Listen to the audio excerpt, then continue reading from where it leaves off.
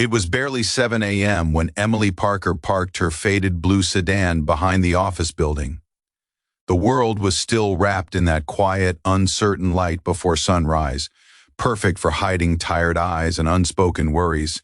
In the back seat, her 8-month-old son Noah stirred awake, blinking up at her with that innocent smile that made everything, every sleepless night, every late bill, worth it.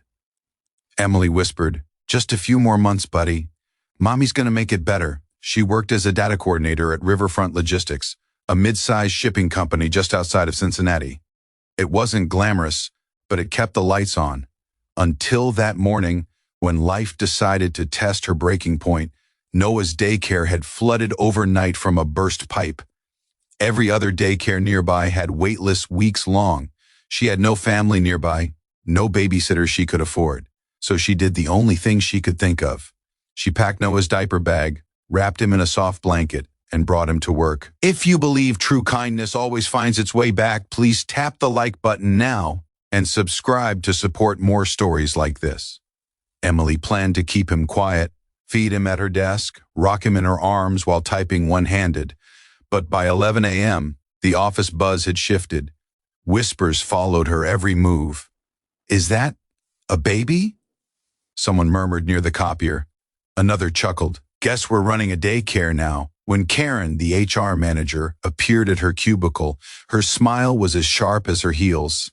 "Emily, this isn't appropriate. Company policy doesn't allow dependents in the workplace. You'll have to leave immediately," Emily pleaded quietly, her voice trembling. "Please, Karen, I had no choice today. I just need this one day, just one." But Karen only adjusted her glasses and said coldly, "Rules are rules. If you can't comply, you can collect your things." By lunchtime, Emily sat in the empty break room, tears mixing with the sound of Noah's soft whimpers. She spooned applesauce into his mouth, whispering apologies between shaky breaths. The humiliation was suffocating. That's when the door opened. Mark Reynolds, the CEO, had come down from his office for the first time in weeks. He'd overheard whispers about some girl with a baby and wanted to see for himself. He stopped short when he saw her, hair unkempt, blouse wrinkled, one arm cradling her child as she fed him from a tiny plastic container.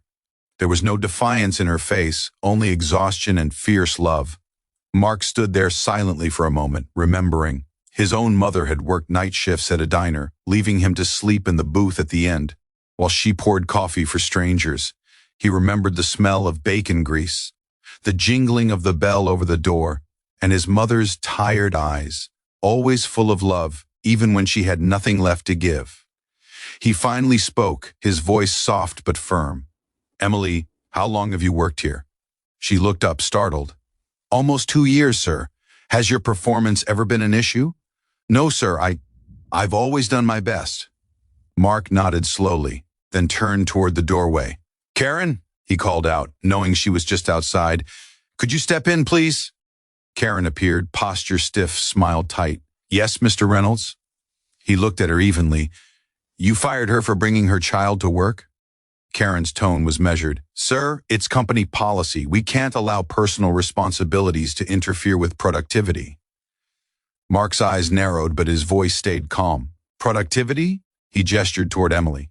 "That's dedication, that's responsibility, the kind you can't teach." He turned back to Emily. "You're not fired, Emily, you're promoted. Starting next week, you'll lead the new Family Flexibility Initiative. Work from home options, childcare support, emergency leave, the works. You've just reminded us what real strength looks like." Then, facing Karen again, his voice cooled. "And as for you, consider your position terminated, effective immediately." The room was silent, except for Noah's tiny giggle. It was as if even he understood that something extraordinary had just happened. Word spread through the company like wildfire. For days, employees whispered about the boss who had fired HR instead of a struggling mother. Some said it was bold. Others said it was about time someone in charge understood what life really looked like outside the office walls. By the following month, Riverfront Logistics had become a different kind of company, one that made room for real life. flexible hours, quiet rooms for parents, even an on-site childcare space. And it all started with a woman who refused to give up and a CEO who remembered what compassion looked like. Emily often worked from home after that, Noah's laughter in the background during conference calls. Sometimes, Mark would call to check in, joking, "How's our youngest honorary employee doing today?" She'd laugh, grateful. "Happy and full, sir, just how I want him to be." We'd love to hear your story. What is the most memorable act of unexpected kindness you have witnessed or received? Share it in the comments below. And if this story touched your heart, please don't scroll away.